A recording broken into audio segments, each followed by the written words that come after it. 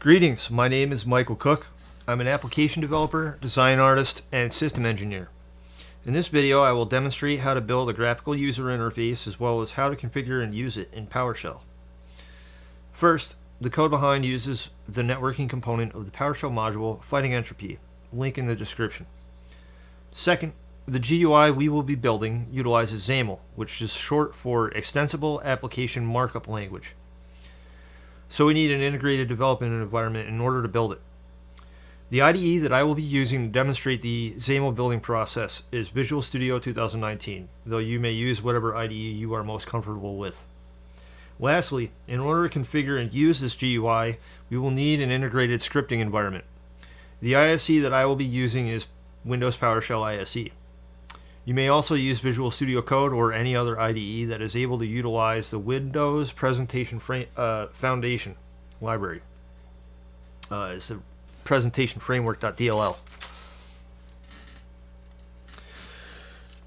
In order to provide a working example to analyze and model after, I will now download and install the PowerShell module Fighting Entropy for server operating system Windows Server 2016 as well as client operating system Windows 10. I will also make use of Windows Terminal. To ensure that all traces of the module are removed and that it can be installed correctly, I will run this portion of the quote-unquote primer script. Blue messages indicate verbose actions. Then the install string is executed. I will also execute the load at the same time. While that is running, I'll go to this machine and do the same thing.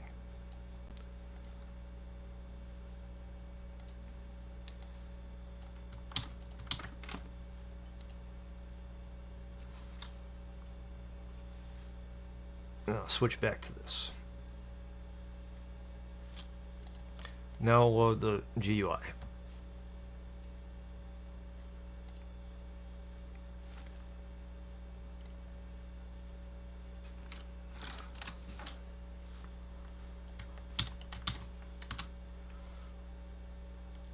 Okay, so in a moment the utility will show up in this window, and then the window for the client operating system will also show up, and I'll compare both of them. Once the module is downloaded, the network utility will be launched. While this is installing and downloading loading, it is worth mentioning that the code behind for the GUI is covered in an associated lesson plan called a deep dive, featuring PowerShell, XAML, WPF, classes, functions, and networking. In order to understand how the content of the GUI is influenced by the PowerShell classes in the module we loaded, it is necessary to use WPF data binding. Now that the GUI is loaded, let's talk about what is seen. We'll put this one to the side for now. So this is the network utility for the server operating system. There are only two adapters connected at the moment, so the content that is changed by changing the combo box here, it is not as dramatic as it would be on this one since it has more adapters. See how all of the child item fields are being repopulated? That is all being controlled by PowerShell classes and data binding. I'm going to go ahead and close that for now. Now that the GUI is loaded, let's talk about what it's seen. At the top is a combo box which indicates a total list of network interfaces and adapters.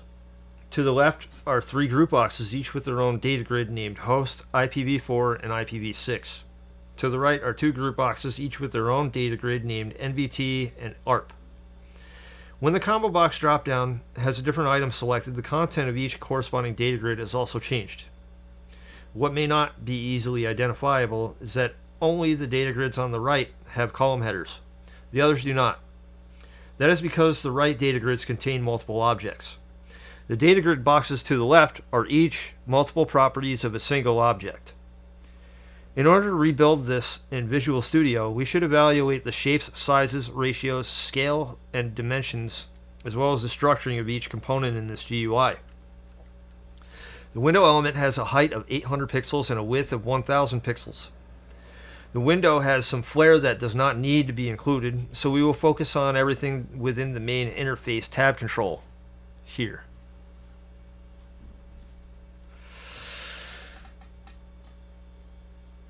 Given that, we can assume that the total area for the window we want to build is approximately 600 pixels tall and 800 pixels wide. The combo box appears to be taking up 1/10 of the total height of the window, or at least this portion of the window. The 3 data grid boxes to the left appear to be taking up 1/3 of the main area, and the 2 on the right are taking up approximately 2/3.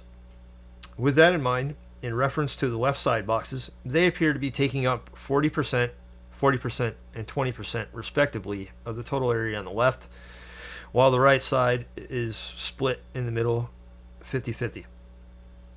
With all this information, we can now implement our analysis to create a new XAML project in Visual Studio.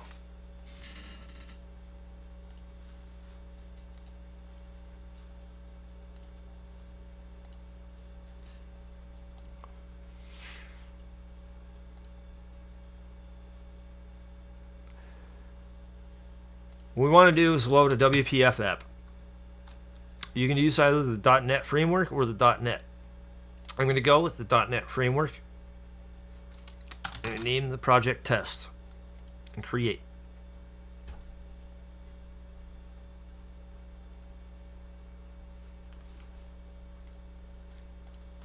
Now what I will do is I will build this GUI on the fly.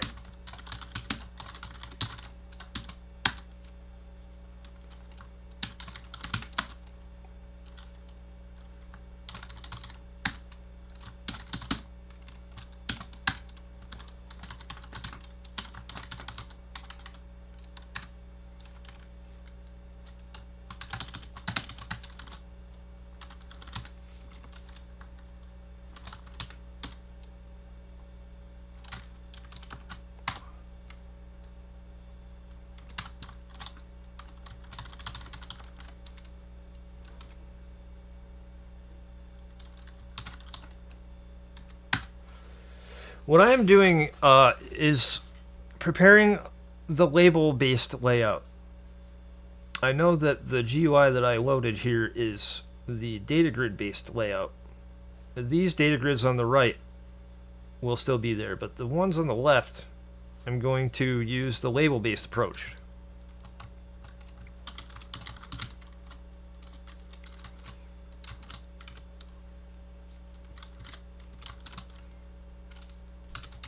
It's worth noting that you can begin and end a tag in the same swoop, unless you have additional properties to go within there.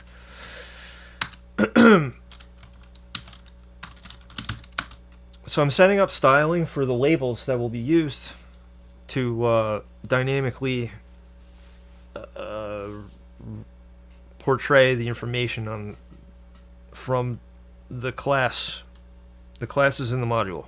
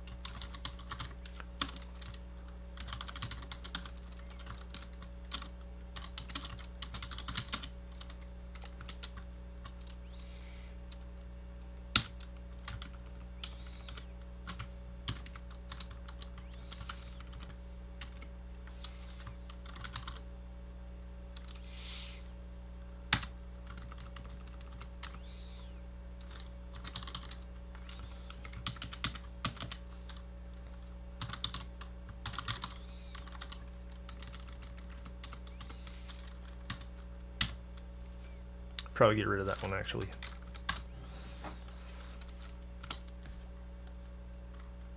I'm going to copy and paste this style.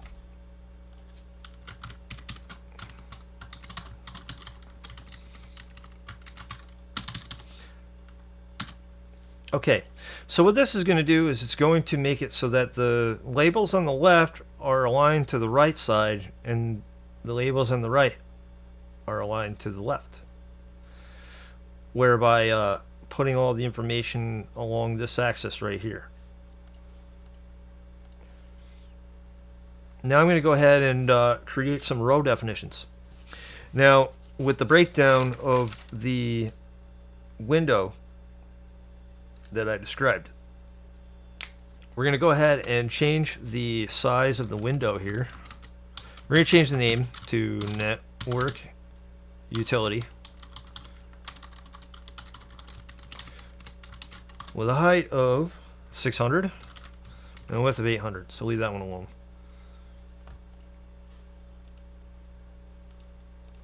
And then the definitions. So there are 3 different types of layouts in XAML. There's grid, then there's stack panel, and then there's canvas. I particularly like the grid layout the most because then I can structure things procedurally. In this instance, I'm going to create a couple of row definitions.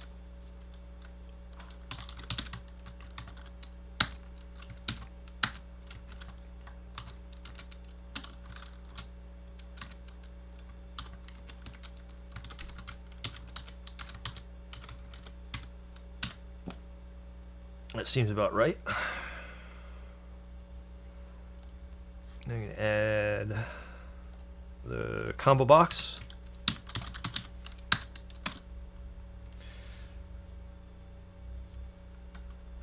Now, because the combo box is going to be controlled by WPF data binding and the PowerShell classes in the module that is loaded, it needs to be given a name. So the name in this instance, we'll call it underscore interface. And then we'll get the alignment.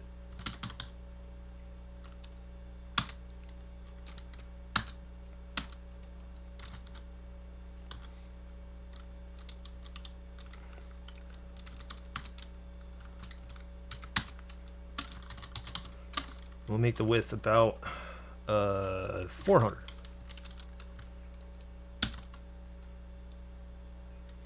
And now, for illustrative purposes, we're going to add a combo box item, which is essentially just, however many items are in the combo box are here. I will be using an item source for the data grid portion, as well as this portion, once we get into the ISE.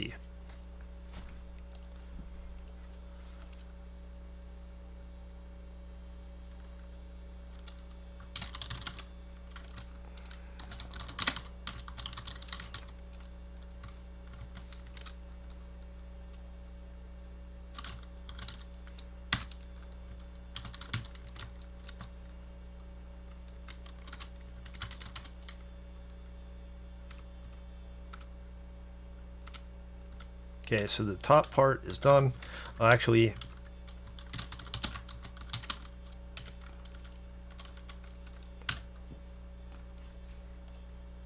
okay, and now I'm going to make a subgrid.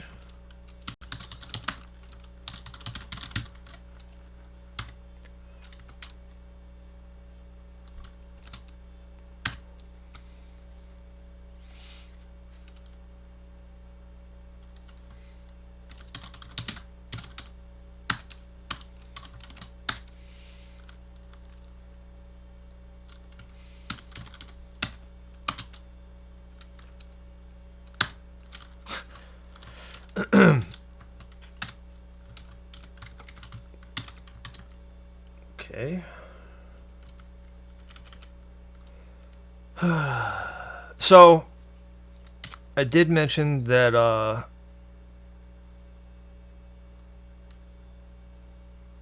one was a third and the other was 2/3, which might be a little overboard. Let's say 1.25. There we go. Okay, so that makes sense.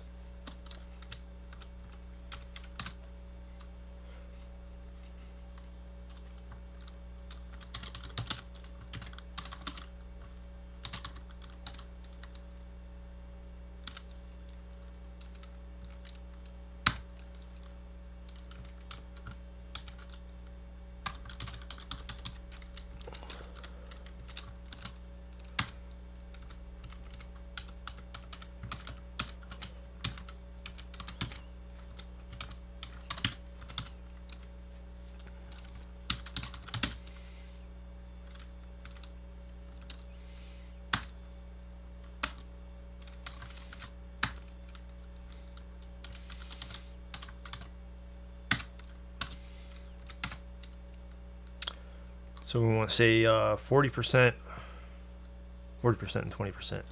Might as well just do that.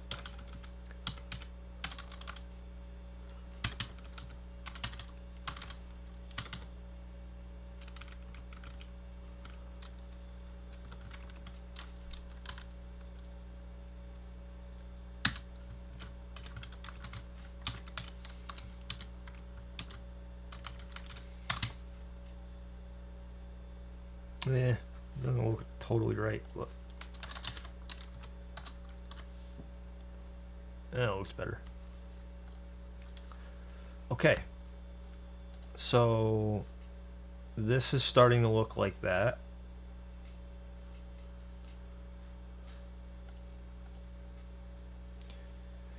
And then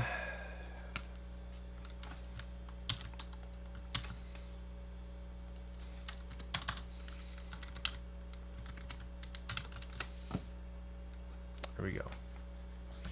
So now I have everything sectioned in the way that I would like it to be, at least the main components and such. And it's time to start subdividing the space for the labels. So this grid right here is where I want to begin. So I go here, I'm going to say label grid.row. Oh wait, hold on, I gotta make another grid again. Grid.row equals 0.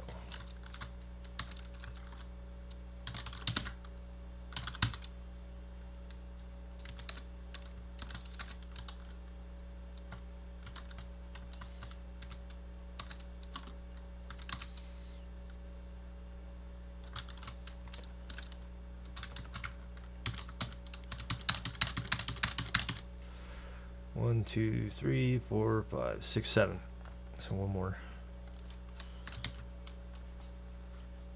All right, 1, 2, 3, 4, 5, 6, 7. And then 1, 2, 3, 4, 5, 6, 7. And then 7 again.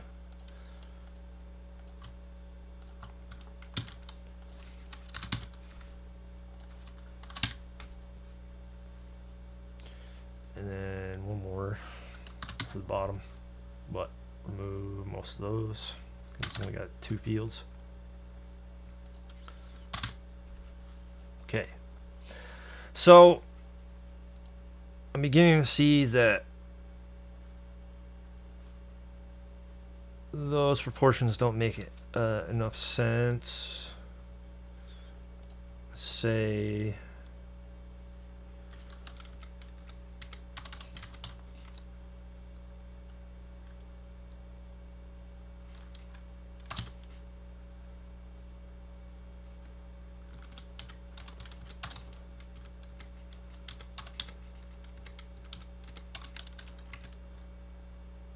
that works, I think. All right, and then now that I have the rows there, I also want the columns too.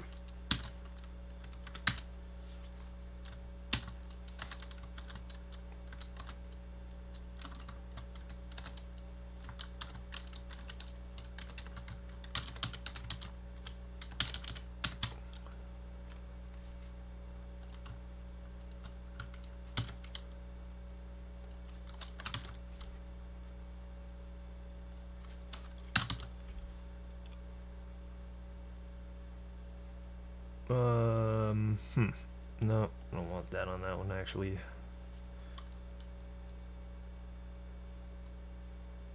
Why is it going to that one? No, I meant this one. There we go. Okay. So, things are starting to take shape now. It's time to start adding the labels.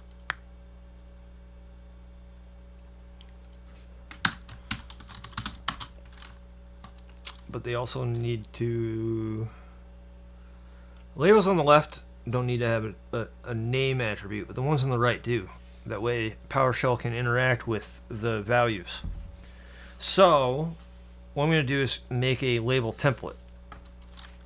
Say label, we're going to get the style involved. Static resource, left label, grid.row 0, grid.column 0, content equals hostname.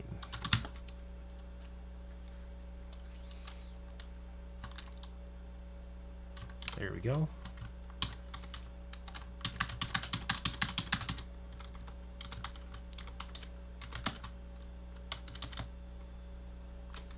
Change all these numbers here.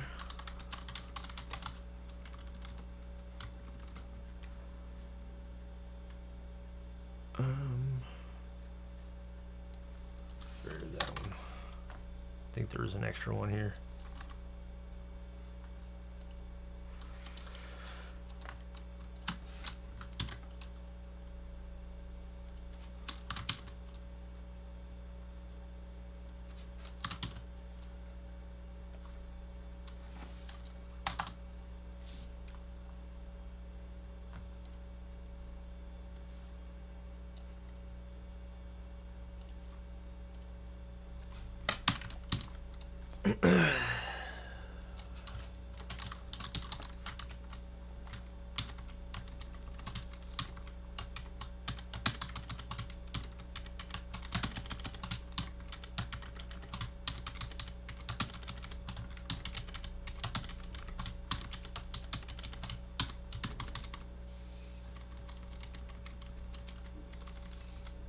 Oh.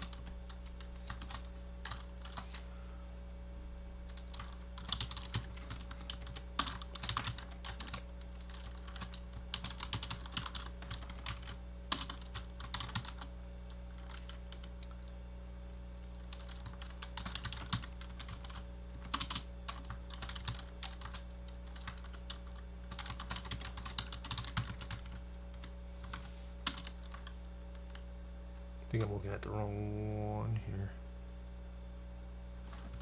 Shouldn't have that.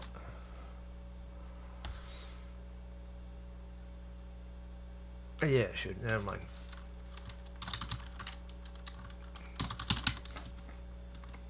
Okay, so now PowerShell can target those specifically. I'm going to change these.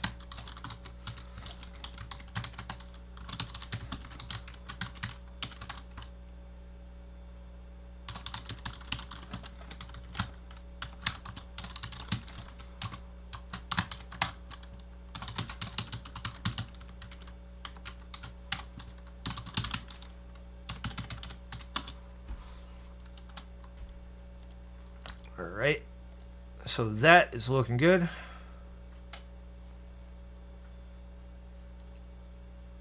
Now it's time to sort of do this again. So we'll copy and paste it. But we're going to change these.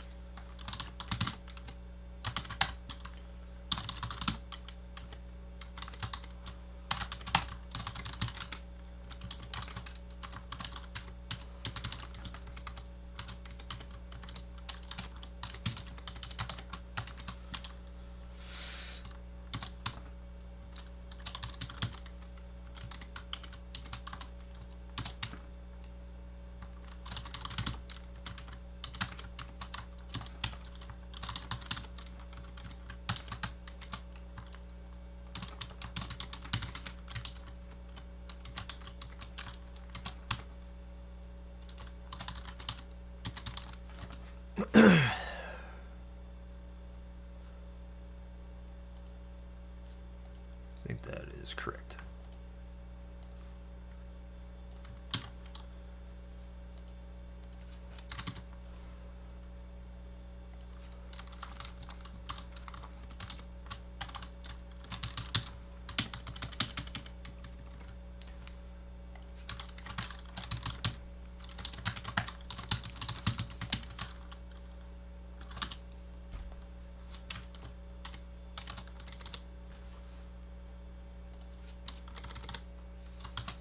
Okay. So I want to put it into a group box so that you know, they're not all like blending together. See how I have these sectioned off?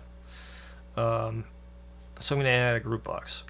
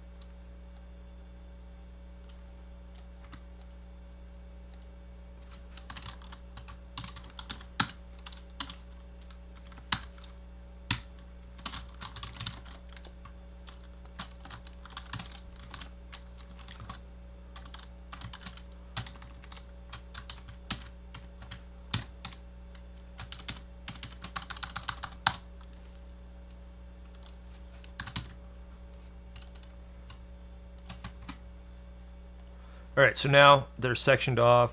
I could also add in a margin and give it a little bit more space. Give the grid more margin.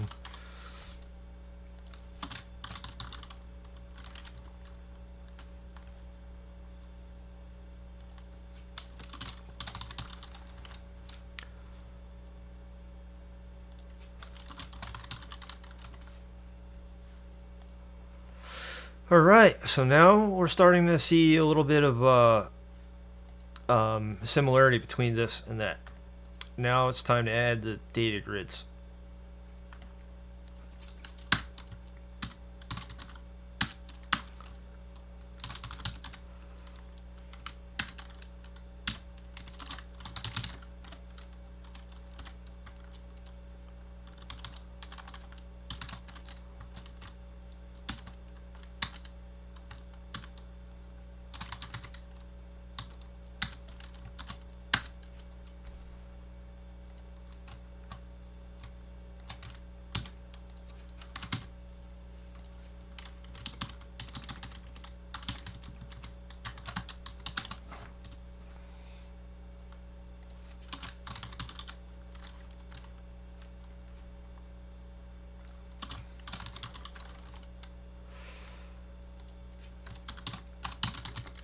Actually, hold on.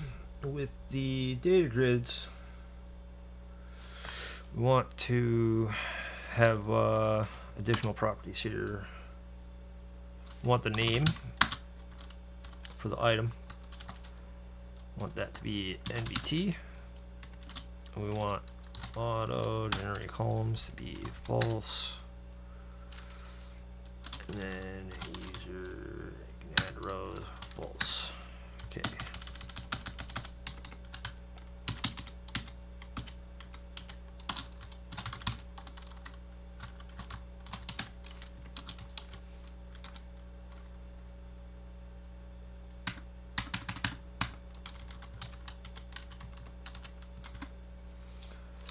Alright, so data grid columns.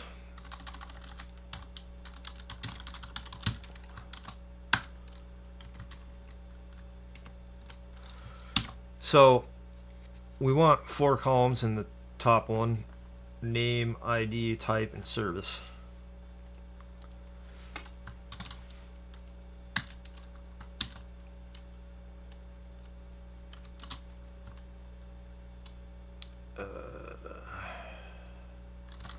Width equals 100.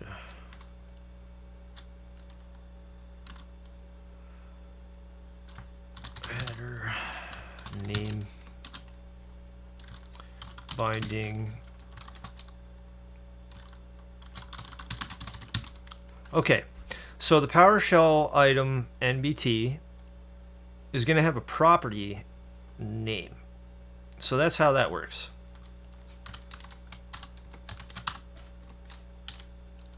I'm going to take that and I'm going to copy it. We want name, ID, type, and then service. ID, type, service.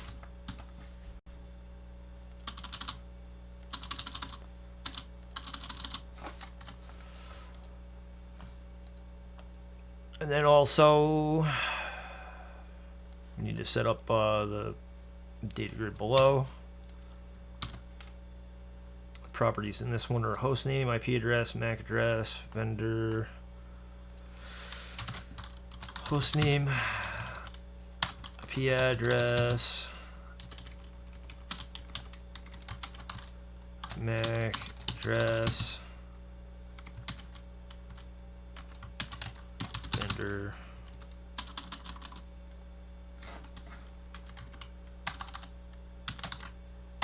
probably are additional properties I'm forgetting, but I can't think of them right now.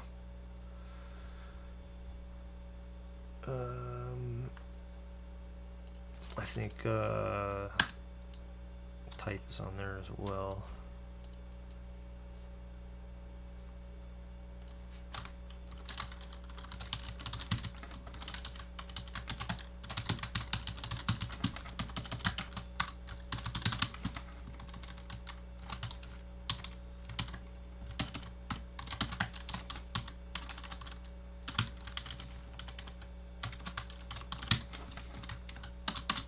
Okay. So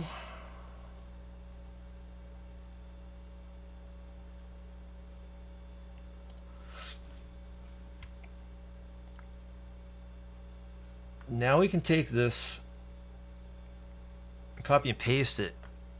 Well, a couple of these aren't needed, or most of these aren't needed, so we're going to get rid of that. We're going to get rid of all those. The only namespaces you need are those. So those are namespaces. I'm going to select all of this. I'm going to go ahead and load this up. I want to open the right theme function part of the module. So program data. This is where the module was installed.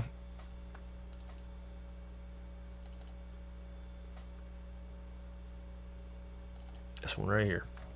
So in this, go down to, I'm not going to cover what this is doing or does.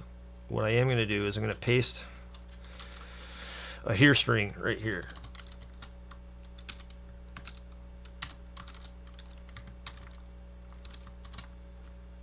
And then I'm going to load that.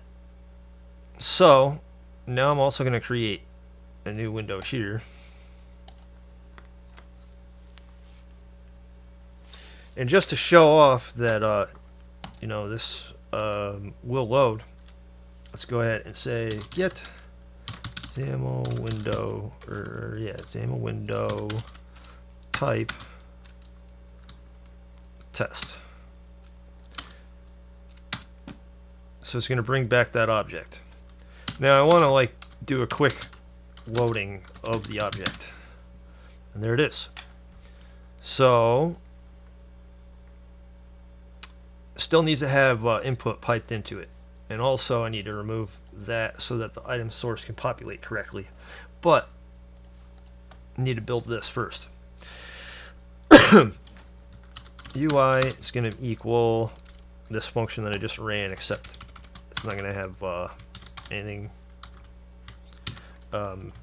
else on there. It's just going to have that. So now the UI is going to equal that. UI.names. I'm going to collect all of these. Oh wait, hang on. So I'm going to make my life a little bit easier as I do this, right? So I want to be able to configure all of those properties. In order to do that, I'm going to say, all right, I want a line that says the item is commented out, and I want the next line to say UI.io dot that.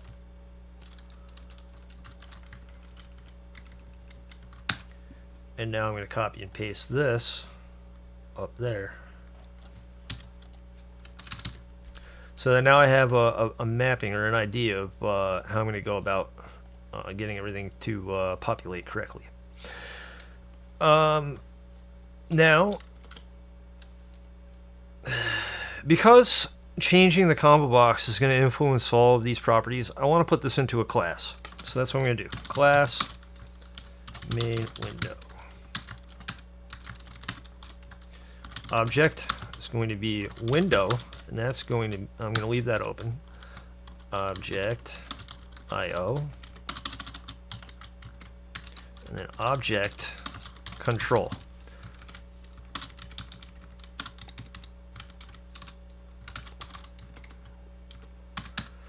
So we say main window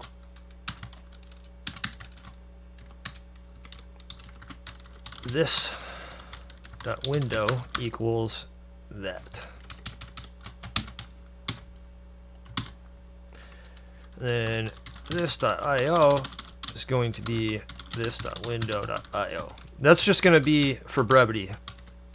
I could pipe everything through window and control, but I'm not going to do that. And this dot control is going to equal the networking component. Get FE network. I'm not going to put in GUI because that's what we're doing, but what I am going to do is this is going to bring back the networking control, which I'm about to go over. So then also I want to have a method that allows the interface to populate the rest of the GUI if it's changed. So in order to do that, we need to set up the control. So set interface. I'm going to say the input object is going to be object interface. Now this dot io dot interface. Aha, here we go. So I need to get all these up there. Let me do this again, actually.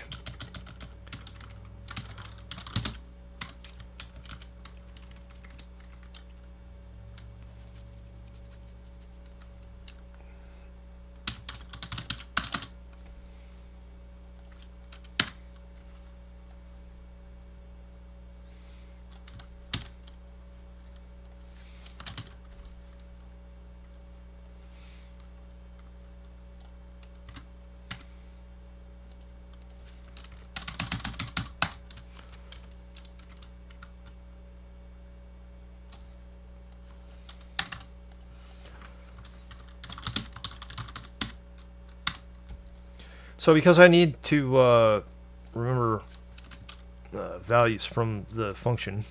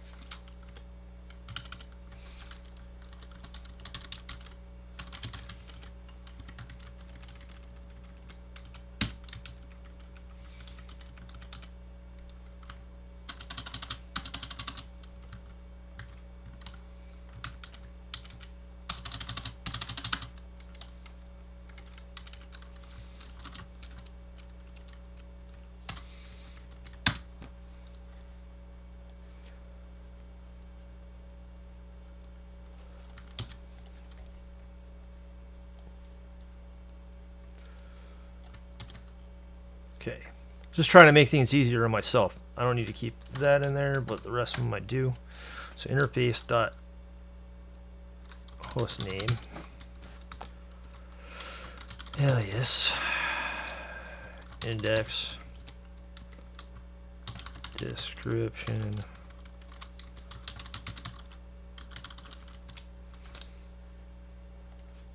status MAC address vendor IPv4 dot. I'm gonna add this to the IPv4 stuff.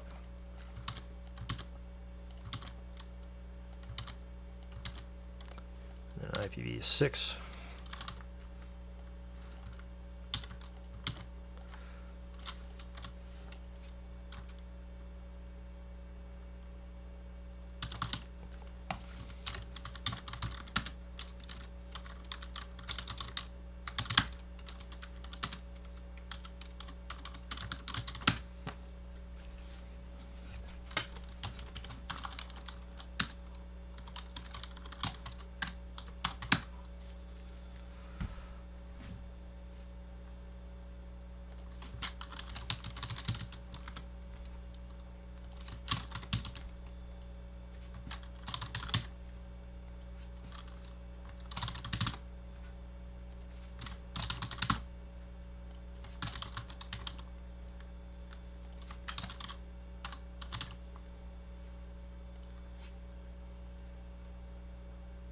Wait a minute.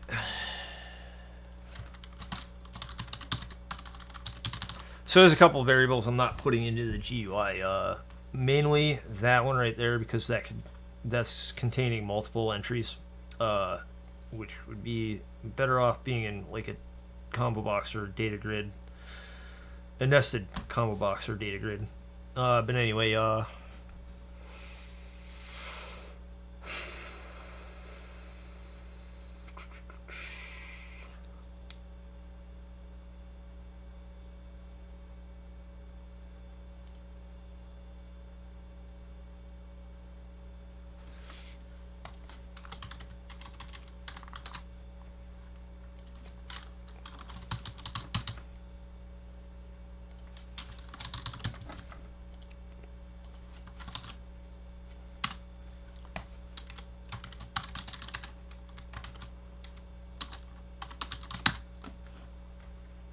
as you can see, this is the content that you'll be seeing in the data grid on the right.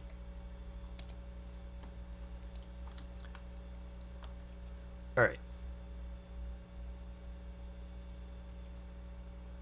So I'm almost done here. Let me go ahead and remove these little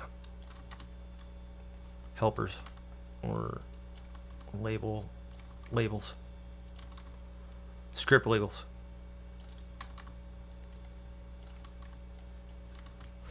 Now I'm going to show you why I like to line all this stuff up in a second here.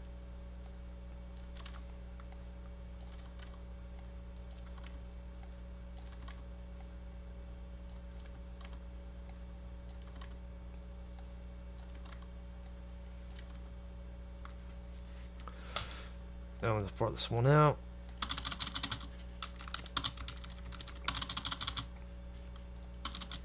Now you might think that I'm being overly I don't know, caring about the layout or arrangement of these functions and variables and properties. But look at the end result. Now I can quickly diagnose whether I'm missing. I'll be able to see an inconsistency pretty quickly, but this is going to be wrong.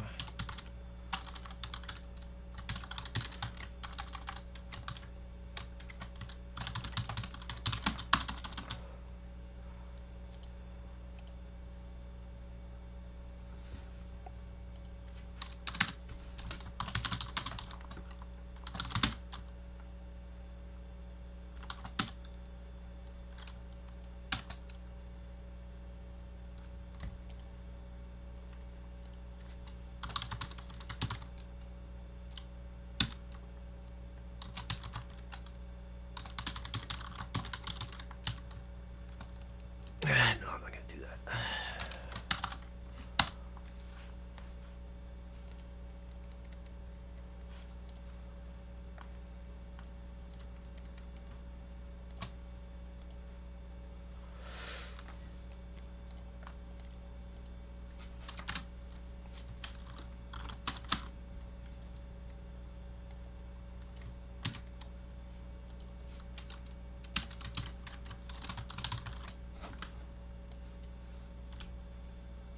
Okay, so now this is going to load a whole bunch of stuff.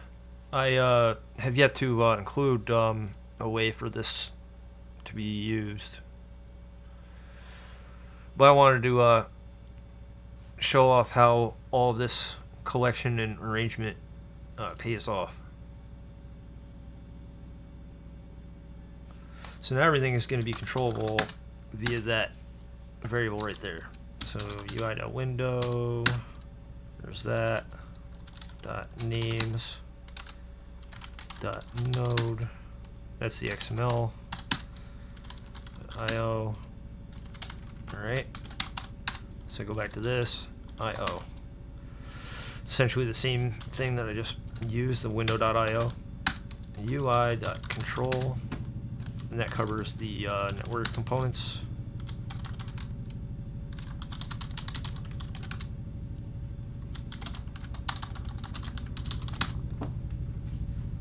Alright, so what I want to do now is make it so that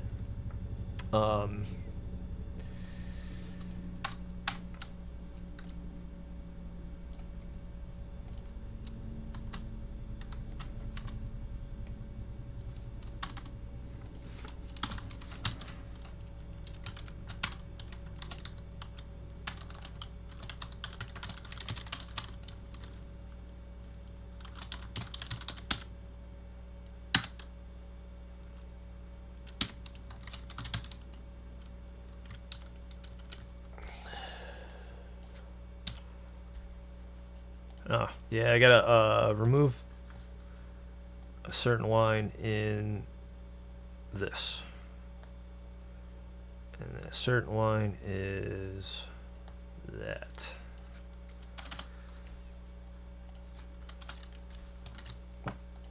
And load it again.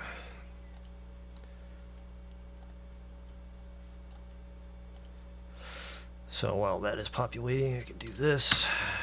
UI.io.interface.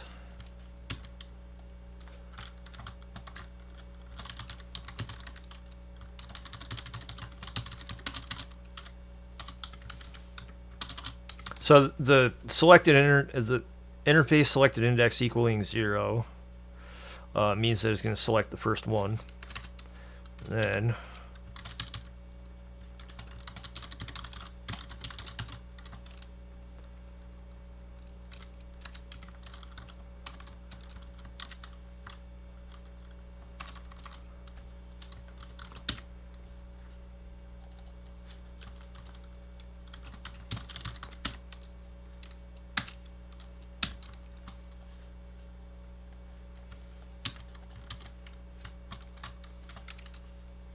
so it's going to set it to a default value right there.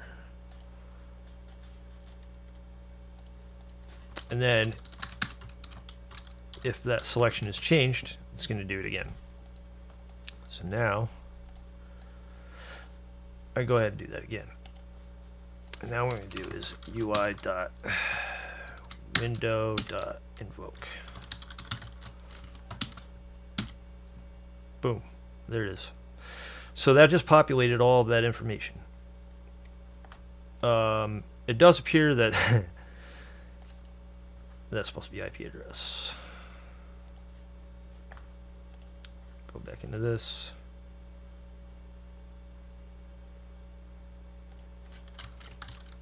Host name, or that's supposed to say host name, not that.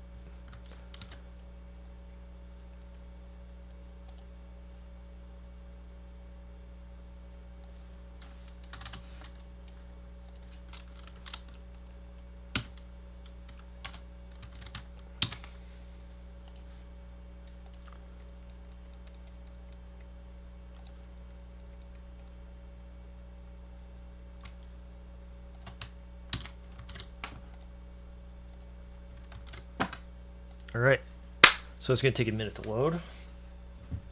And once it's done, though, you will see what all of that just did. Now, mind you, a lot of the work isn't being done in this video. A lot of the work is already done in the module. However, making it, able to be used and stuff. I hope that I was able to showcase a strong case for being able to do this stuff. Now I'm going to go ahead and I'm going to do the same. I'm going to load the same thing, same two pieces of information over on the host side.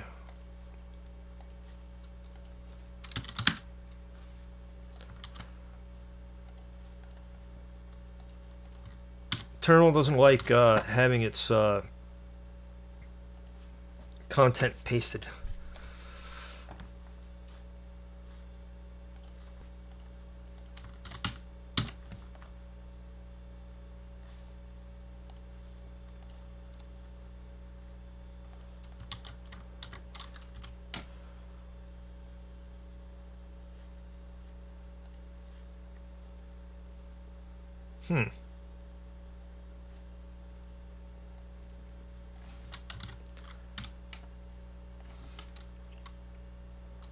I think I gotta load the class first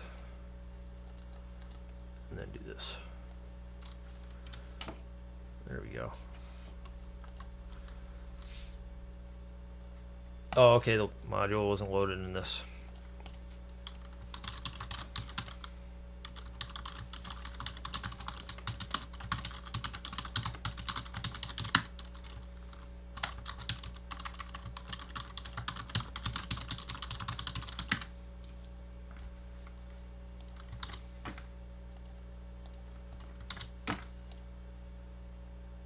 Okay.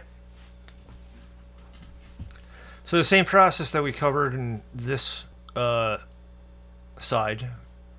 This is the server, by the way. It's going to be populated here. Now you can see that the time taken to load on one versus the other, it's very different.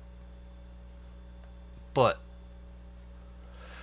now that I'm changing the adapters and seeing all the information changing, then you know that whatever I did on the server side, the same code was being used and works over here on the client side as well. At any rate, that's going to be it for this video. I will end up having another portion of this video to assist with the presentation here. However, I believe that that's going to be it for today. Thank you very much for watching. If you liked what you saw, feel free to hit the thumbs up button or subscribe, and feel free to leave any comments, questions, or suggestions in the comment box below. Thank you very much, and have a great day.